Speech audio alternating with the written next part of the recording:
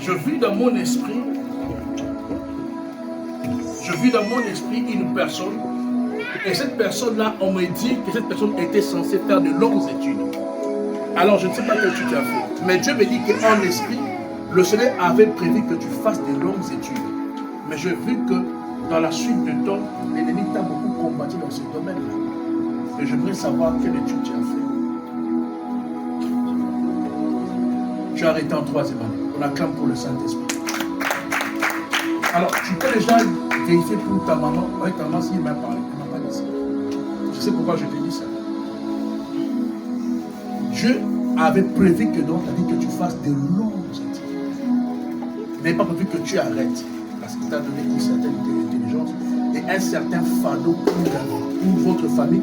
Et tu devais aller plus loin afin que tu réalises les choses que Dieu a mis en toi au bénéfice de ta famille. Mais l'ennemi t'a combattu. C'est pourquoi tu as arrêté. D'accord? Tu ne vas pas dire que tu as fini. Tu vas dire que tu as arrêté. Il y a une différence entre finir et arrêter. Mais le Seigneur est en train de me dire qu'il a un plan B pour toi.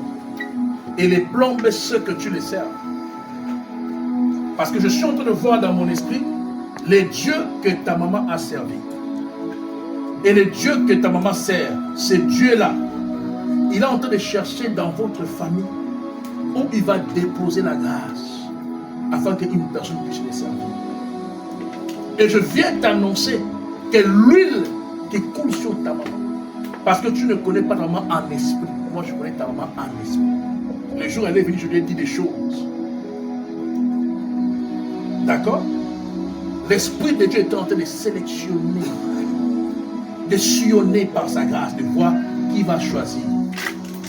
Le Seigneur me dit qu'il t'a choisi dans votre famille pour continuer l'œuvre de ta maman. Je te dis pourquoi. Le Seigneur me dit que tu es quelqu'un qui a un bon cœur. Tu es quelqu'un qui a un bon cœur. Et puis tu es quelqu'un de très social. Les gens peuvent t'approcher facilement. Et tu peux parler facilement aux gens. Et tu as la facilité de rendre service aux gens. Des fois même, tu fais au-delà de ce que les gens espèrent. Si quelqu'un t'appelle et dit, viens ici, va dans ta... tu vas faire. Tu es très social. Il y a de l'amour dans ton cœur. Et Dieu me dit, c'est à cause de cet amour.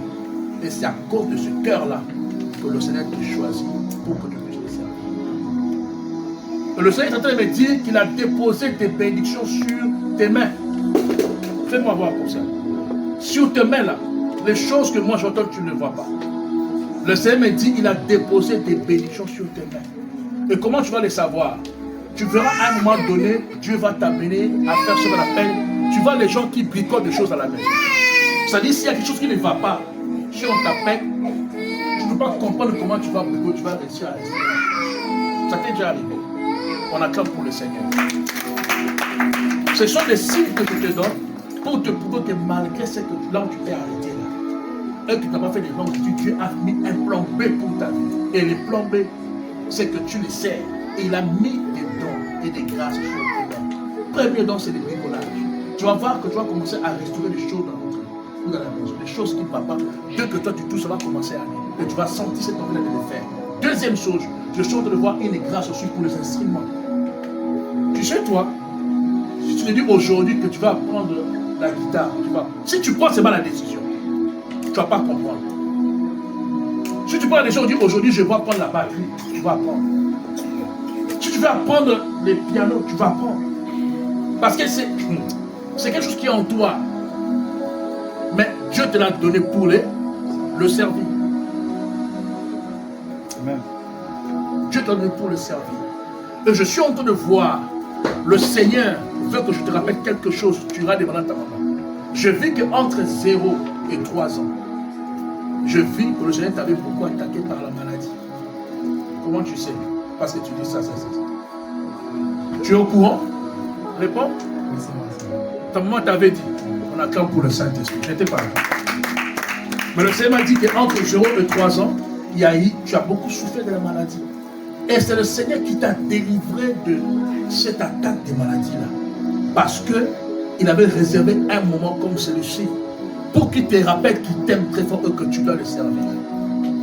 Et je te rassure, Dieu est arrivé au bon moment. Amen.